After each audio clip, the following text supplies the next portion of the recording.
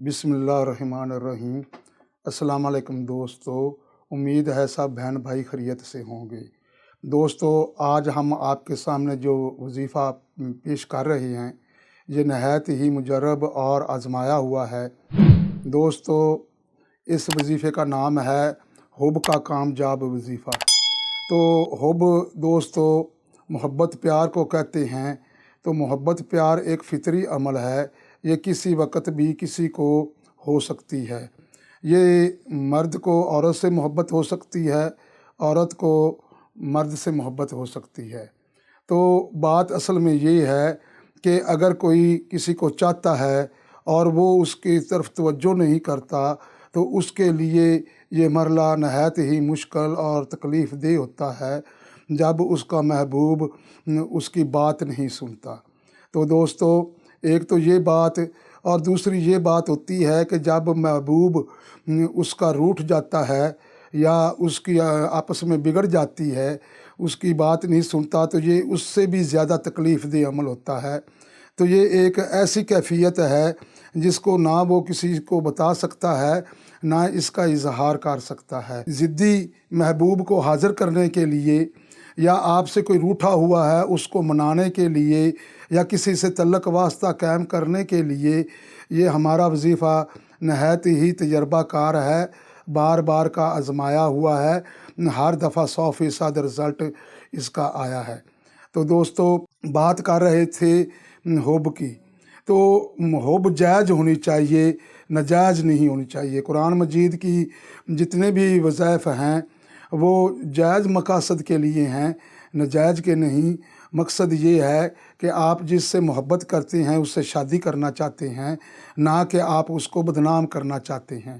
اسی لیے محبوب کے لیے آپ نے یہ وظیفہ کرنا ہے تو میں آپ کو کرنے کا طریقہ بتائے دیتا ہوں۔ آپ نے شام کا وقت رکھنا ہے، عشاء کی نماز کے بعد رکھ لیں یا فجر کی نماز کے وقت آپ وقت نکال لیں۔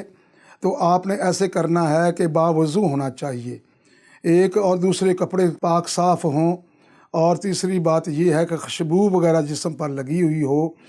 اگر کوئی اگربتی بھی ساتھ اپنے سامنے جلا لیں تو اس کا زیادہ فائدہ ہے۔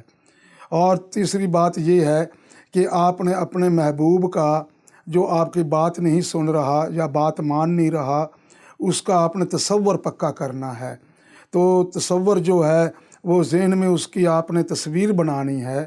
اگر آپ کو یہ تصور کرنا مشکل دکھائی دے رہا ہے تو آپ اس کی فوٹو لے لیں، وہ اپنے سامنے رکھ لیں۔ تو اس کے بعد آپ نے 11 دفعہ پہلے درود شریف پڑھنا ہے، اور وظیفہ پڑھنے کے بعد پھر 11 دفعہ آپ نے درود شریف پڑھنا ہے۔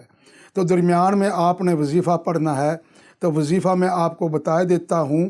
وَالْأَلْقَيْتُ عَلَيْكَ مُحَبَّةً مِنِّي وَلِتُثْنَىٰ عَلَىٰ عَيْنِي۔ یہ قرآن مجید کی آیت ہے، القیت علیک محبتاً منی وَلِتُثْنَىٰ عَلَىٰ عَيْنِي۔ اس کی آپ نے 3 تسبیحیں پڑھنی ہیں، اول آخر 11 مرتبہ درود شریف، 3 تسبیحیں اس کی پڑھنی ہیں، اور اس کے گھر کی طرف آپ نے اپنے محبوب کے گھر کی طرف آپ نے پھونک مار دینا ہے، اور 3 پھونکیں مارنی ہے۔ اس کے علاوہ اگر کوئی بچہ یتیم ہے، کوئی عورت بیوہ ہے، کوئی مستحق ہے، تو اس کو آپ نے دل میں یہ خیال کرنا ہے کہ میں اس کا ہدیہ نکال رہا ہوں، تو جتنا آپ ہدیہ دے سکیں، 20، 50، 100 روپیہ، وہ اس کی خدمت کر دیں تاکہ یہ کلام براہ راست اس پر اثر کرے اور وہ محبوب آپ کا تابع ہو جائے اور وہ آپ کے بغیر رات کو سو نہ سکے۔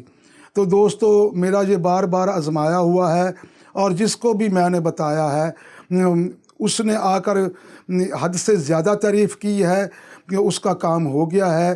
تو آپ نے یہ وظیفہ خود بھی کرنا ہے اور کسی دوست مستحق کو بھی آپ نے بتانا ہے۔ تو دعا ہے کہ اللہ تعالی ہماری مشکلات آسان فرمائے، آمین ثم آمین۔